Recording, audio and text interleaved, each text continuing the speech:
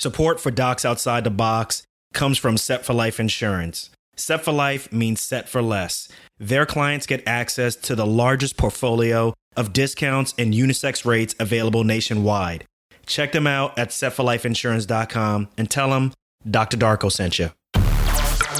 Welcome to Docs Outside the Box podcast. This is your official show, looking inside the minds of cutting-edge and innovative doctors.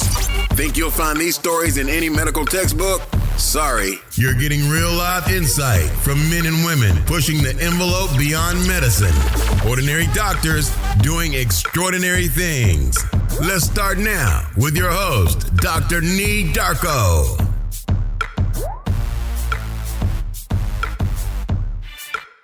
Hey docs, are you looking to learn how to become a physician leader? Then Physician CEO is for you. Physician CEO is an accelerated business immersion program designed for physicians and developed by MBA faculty from the Kellogg School of Management at Northwestern University. So learn more at www.physician-ceo.com/DOTB. Hey guys, what's up? What's good? This is Dr. Nee, the doc outside the box. And in keeping with me becoming more of an open book and letting you know what goes on behind the scenes here at Docs Outside the Box, Darko Media Group, I wanted to let you all know about how my relationship with my virtual assistant, my amazing virtual assistant, Sheryl, works. So we did a little bit of a Q&A after one of our weekly meetings, which to me has been a complete game changer. So we recorded just a little bit of some debriefing after our weekly meeting, just to kind of give you all a little bit of how we work back and forth. And then she's going to give you some tips on how to have a healthy relationship with your virtual assistant, some of the things that she sees as red flags that kind of let her know that a bad relationship with a client is going to be coming up. And just in general, what kind of changes that she has seen from when she first met me to, after several months working with her, what we see now. I think this is a great opportunity for you all who are on the fence about getting a virtual assistant and not sure exactly how to work with one. This is a good conversation to listen to get you off that fence and get you, really working with a virtual assistant.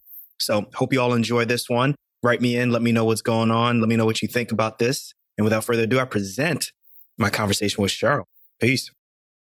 So now that we just finished our weekly meeting, I think it's time to really give the audience a glimpse into what it's like for us to work together. And what I mean by us, it's me, Nee Darko, and you're here, Sheryl E., my awesome, amazing virtual assistant. We've been working together for a long period of time. So why don't you take a moment to just kind of introduce yourself to the audience, let them know a little bit about you. Hi, Nee, and hi to all your listeners. Such an honor to be interviewed here in your show. So my name is Sheryl, and I've been working with Nee, helping him with his business for the past few months. I'm a virtual assistant with over 8 years of experience. So I've been doing this for a while. And I work with Nee and his wife, Renee, in both of their businesses, trying to help with organization and getting them on task. That's a lot of work, I know. I found you through Upwork and been working together since. And, you're working on all three of our businesses. I have you helping me with Equal Access Health, which is a locum tenens business, as well as Docs Outside the Box or Darko Media Group, which is everything related to social media, podcasting, everything related to that aspect, that business. And then also you're working on my wife's business, Pre-Med Strategies. So that is correct. I wanted to interview you because literally we just finished our business meeting. We've been meeting every Friday. At first it was every Monday to kind of just discuss things about our business, give you more of a better glimpse into our business as opposed to just writing emails and you having to kind of figure it out on your own. So, I'm going to keep this short. I'm going to keep this simple, but I want people to kind of see what it's like to kind of work with a virtual assistant. What are the good things of working with a virtual assistant? What are the bad things? And even kind of vice versa so that people or the physicians out there who are listening kind of know what to expect when you first work with a virtual assistant. So let's start by this. And I promise you, Sheryl, nothing you say here is going to affect how we work together. You do amazing work. So whether you say good things, whether you say bad things, it doesn't matter. I'm still going to work with you anyway because you have helped my business so many times, so many ways. So I want you to be completely honest. The audience, I'm telling you, I have not biased her in any way. Can you admit that, Sheryl? Or let me know if I have. I thought I haven't. That's a long disclaimer. point you feel like I'm going to be in trouble. Make sure you fax me that. No, I'm teasing. But how about this? Let's start like this. Let's keep it easy. Now, let's keep it easy. So you are currently in California. We've been meeting virtually for, about what? I think 4 or 5 months now. We've been working together, right? Mm-hmm. Be honest. What was your experience when you first met me? Oh, well, when I first met you, I was actually surprised when we had a call, our first call, because I didn't expect it was going to be you and your wife. But I knew that you both are doctors. And I've worked with many clients before, but I haven't worked with the doctor. So to me, I had questions in my mind, like, how is this going to work out? How do you work with doctors in general? So I wasn't really sure. But then when I met you, when I talked to you and Renee on the phone, on the conference call, you both were like really nice people and really humble, I can tell from the way you interacted with me. So I felt at ease. And from the beginning, I felt like it was going to be a good relationship. What was it like after we first met on the phone and when we were actually, working together, like the first couple of weeks? Yeah. What were your thoughts on how I work as a person? That's usually the hardest part of when I work with clients, the first few weeks, because that's the part where I learn about the business and I learn about the client and also for the client to see how my working style and get to know me as a person, but when I stepped in and got involved in your business, it wasn't very hard for me because you already have systems in place. So what I did was that discuss with you how we can improve the systems that you already had. So it wasn't us starting from scratch. So right. I think that was a bonus for me. Right. Have you worked with a company that was just starting from scratch, like maybe like a startup? Yeah. What's been the experience there? So I've had one client before where we set up his business. I mean, he already had his business set up, but he had nothing, like no systems in place. So that was a little bit challenging. But for situations like that, it is very important to just really communicate regularly. And also, I'm the type of person, I'm a big picture kind of gal. So I need to understand what the big picture is before I can operate. You know what I mean? So it is important for the client as well to, as much as he can, to explain to the virtual assistant the work that they're doing and why they're doing things. I understand the whole concept of communication, but to go even deeper, what do you prefer? Do you prefer, can you get really deep in an email or through whatever type of communication you use? Or do you recommend video conferencing like what we're doing right now?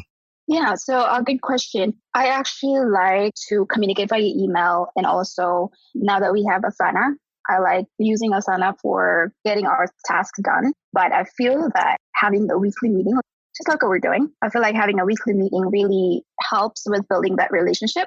And there's many things that you cannot communicate by email. Yeah. And also things can get misinterpreted in emails. So it's always good to have a face-to-face, even on video with a client. Yeah, I agree. So the idea for meeting you on a weekly basis was not my idea initially. It was actually my wife's idea, and I was really resistant to it just because I had done a lot of reading. I had done a lot of YouTube videos on how to properly work with a virtual assistant. And to me, the majority of them had communicated via email. Mm-hmm. And I was just like, well, aren't I supposed to communicate through email? That should be all that's necessary. One thing that I didn't think about before that was the business that I do, particularly with the locum tenens business, is kind of complicated. And I think it was really necessary for you to really understand everything that I was doing and how you could take more responsibility for some of those things, which we've done now. And those weekly meetings where I took you through, this is how I invoice, and this is how I do timesheets, and this is how I contact physicians, and this is how I contact the hospital. All these different things that a lot of people don't think about, I was doing on my own. And once I was able to meet with you on a weekly basis and show you that stuff, first of all, I want to know, what did you think? Because it was funny. I remember when we first started meeting, and after the first couple of meetings, you were kind of shocked as to all the different things that went involved with putting together and getting this business going. Mm-hmm. Like I mentioned, I've never worked with physicians before. So alone, working with someone who has a locum tenens business, I had zero idea because most of the business I've worked with are like online businesses. So I had like zero familiarity at all. But I really appreciated the fact that you really walked me through all the steps. So this is something that it's hard to achieve that level of understanding if we were doing it by email. So remember, you asked me to grab a notepad and pen so I can write everything down. And that really helped as well. So I appreciate that. Yeah, and I had to create videos That was another thing that I just wasn't really ready to do. And I think you encouraged me and my wife encouraged me to create some videos so that you can better understand, or if you had some questions that would help reduce the amount of emails or the back and forth. So I think initially though, the videos were too long. So that's one thing I learned is if next time I do something like this, or when I continue to make more videos, is to make something a little bit shorter. Yeah, that's good. Just bite-sized information. Well, here's where we get real now. Like, I'm going to ask you some real questions. So I just want to know, like, we've been working together for a while now. We've talked about what it was like when you first met me. Obviously, I'm handling everything. I'm micromanaging everything. I don't have any hair, obviously. And it's because it's because of this business or all the businesses. So I want to know, I want you to be honest with me. Like, have you seen any growth in our relationship? Have you seen any growth or change in how I work? Or even, is there any ways in which you think that I can improve? Yeah, I feel like the more you work with a person, the more you get to know their style, their style of working, the better it is, the better the relationship gets. Because for us, for example, when you tell me that we need to do a certain task, so I can already kind of connect the dots.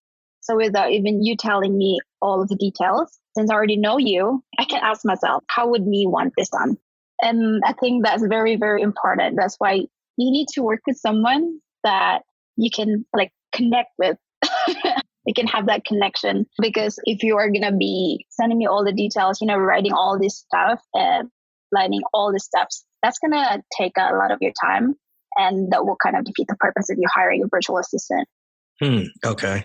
All right. Is there areas that you think that I can improve from a task standpoint, or just even from a communication standpoint? I know that there are times when I communicate with you via text message or even via phone, which I think sometimes can probably be too much, I think. So I'd like to get your opinion on ways in which you think that I can improve from a communication standpoint, or even just from a general working relationship. I would say, I think we probably need to work a little bit on, I guess, the planning portion. So we meet weekly. However, there are also some meets where I don't really know what we'll be doing for the next week. And I also feel like this is, as a virtual assistant, my role also comes into play to this. So, for example, if you give me the what exactly we'll be doing, then I can figure out the how. Okay, I understand. Okay. So maybe you and I can work on that. Okay, that makes sense then, because I remember when we first started working, it took us a while to kind of get to that point, because I think what I was looking for, and you've definitely filled that, is I was looking for someone who was really proactive. I tend to micromanage. So I don't know if you remember, I was just like, look, I'm going to try to shift things from me doing it all the time to you doing a lot of these tasks. And I prefer for you to take the approach of just do and then ask for forgiveness later. Right. It's kind of similar in medicine where, when we're training, it's very hierarchical, right? So if you're in a 5-year program, the 5th-year person is getting ready to leave. He's the chief and he controls everything, or she controls everything that's going on. So how I looked at it is basically, Sheryl, I want you to run this once I taught you how to do this. Just don't kill anybody, but just handle everything for the most part, and then just ask for permission later on. And what did you think about that? Was that too much freedom? Did it give you too much leeway? No. And also that's exactly how I like to work. I want to be able to have that space where I can make my own decisions. This also helps with our productivity. So instead of me waiting for answers, I try to find ways to find answers myself, so we can move the task and whatever we're doing forward. We're not waiting for anybody. Right. It's too much of the back and forth between back me and forth. You could just kind of make a decision. Yeah, I agree. Exactly. I agree. That's been, for me, a big time saver. I know we talked a couple of weeks ago and you asked me how many hours have you helped during the week or saved me during the week? And it's been a significant amount. There was just too much stuff that I was doing, and I wasn't able to progress forward with just thinking about where the vision of the locums company would go, as well as the podcast. I just couldn't make any steps forward. I was always in catch-up mode. And it took me a while to really let go. It took me a while to kind of start thinking forward. As you mentioned before, we still have some planning issues that I need to work on, but I appreciate you giving me that feedback. Let me ask you, because you've actually worked with people in the past, but can you give us some general characteristics that you have seen from your clients that have allowed you to have a positive relationship with them? What are some things, if you can list 4 or 5 things that you've seen in general that your clients have done that you've been able to have a really good relationship? They've been able to get their tasks done on time and you've been able to feel really good about it and get them done on time? Yeah, good question. Actually, for that, I would say that the number one thing is communication. So with this kind of work setup, we don't really work in the same office. We don't see each other face to face. So I feel that both parties should be able to communicate really well with each other, especially when we're doing projects like, projects that have deadlines. So things like that. And then also, I appreciate when clients don't micromanage because like I told you, I'm the type of person that I want to have freedom as well. And I also do what I do because of the flexibility and the freedom that it provides for me.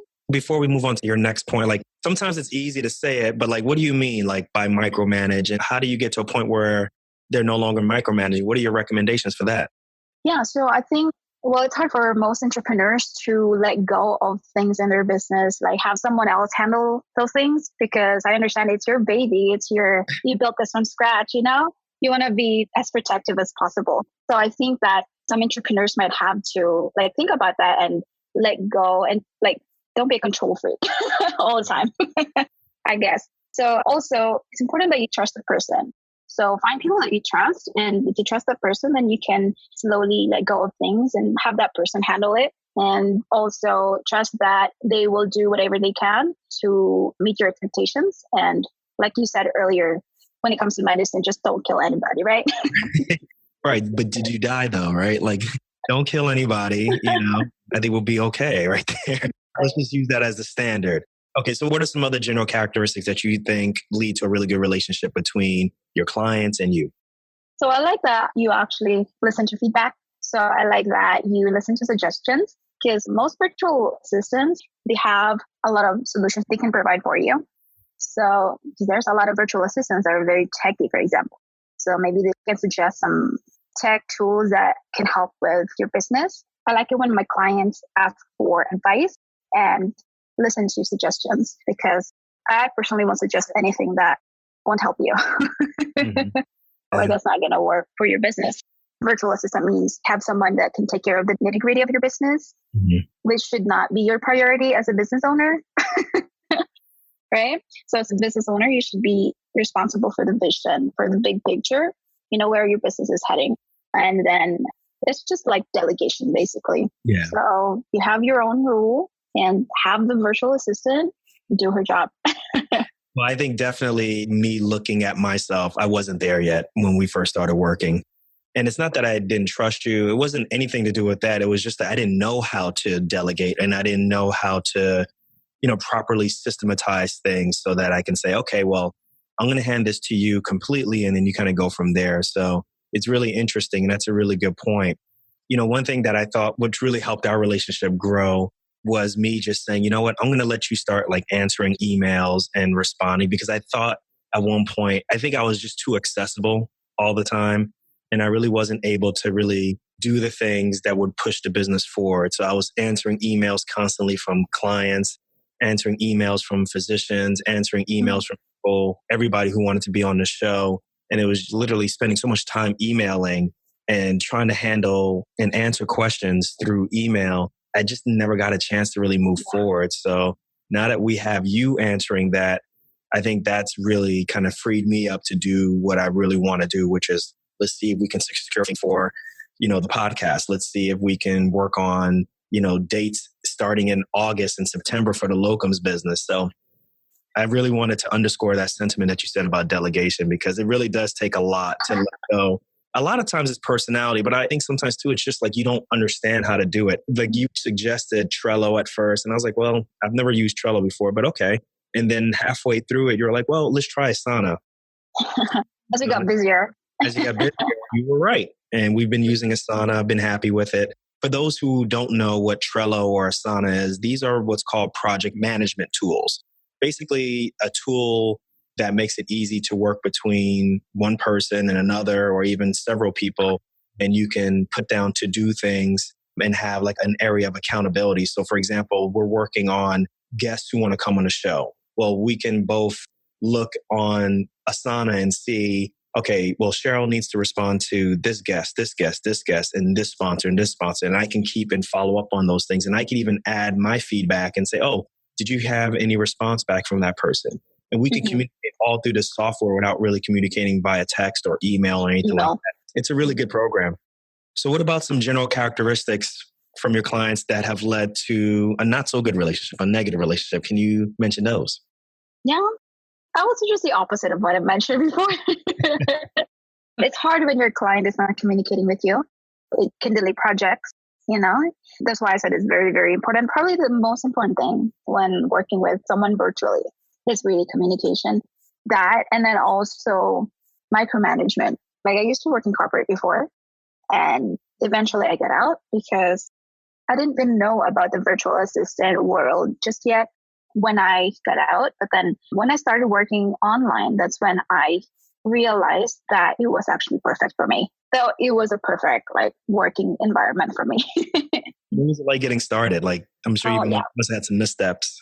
Oh, well, I got scammed before. Oh, really? You got scammed by a client? Yes, I got scammed by a client. I didn't get paid. I've worked with clients who would type exclamation points all the time. I felt like they were shouting the whole time. Yeah. That's got to be interesting to communicate with people just via email. You don't learn their personalities. You don't know what's, so you take things personal or the tone of things. You never know what the real tone of things are. Exactly. That's why going back to what we discussed before, having this one-on-one face-to-face meeting, it really, really helps. But yeah, I've definitely had some good and bad experiences when I started. But with every experience, learned something. So okay. Well, look, since you brought that up, working with a VA or even when you got started with VA, there are people right now who are listening who have either heard of how great a VA can be. Give me your advice. Like, what are the things that doctors right now who are listening, how do they find a really good VA? And then how do they work with a VA in the future? Give us some tips with that. Well, first of all, I think there are many websites where you can find virtual assistants. For example, Upwork. So that's how Nee found me.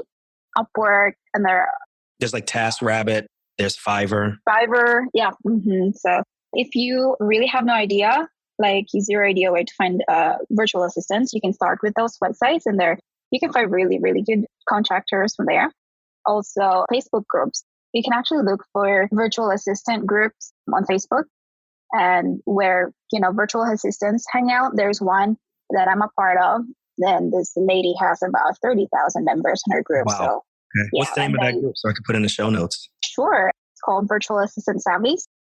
Virtual Assistant Savvies?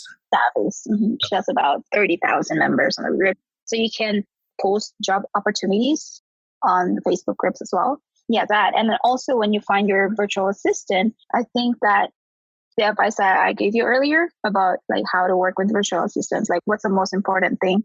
Consider communication, having that communication, and finding also someone that you connect with, because you're going to be working with that person every day. It's sometimes interesting to kind of take the perspective of, from a client perspective, what can I do to make sure that I'm having a good relationship with, my virtual assistant? What would you say are some red flags for someone like me or someone in the audience to look for when they're looking for a virtual assistant, where you would be like, I wouldn't work with that person. I'm going to move on to someone else. Are there such things? Can you tell?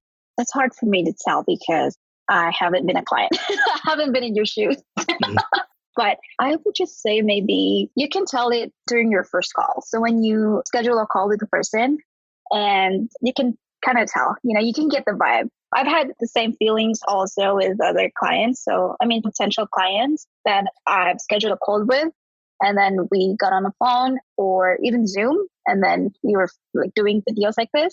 But then I just can't connect, can't find that similarity or something that I can tell myself, I think this is going to be a great client. It's probably the same feeling.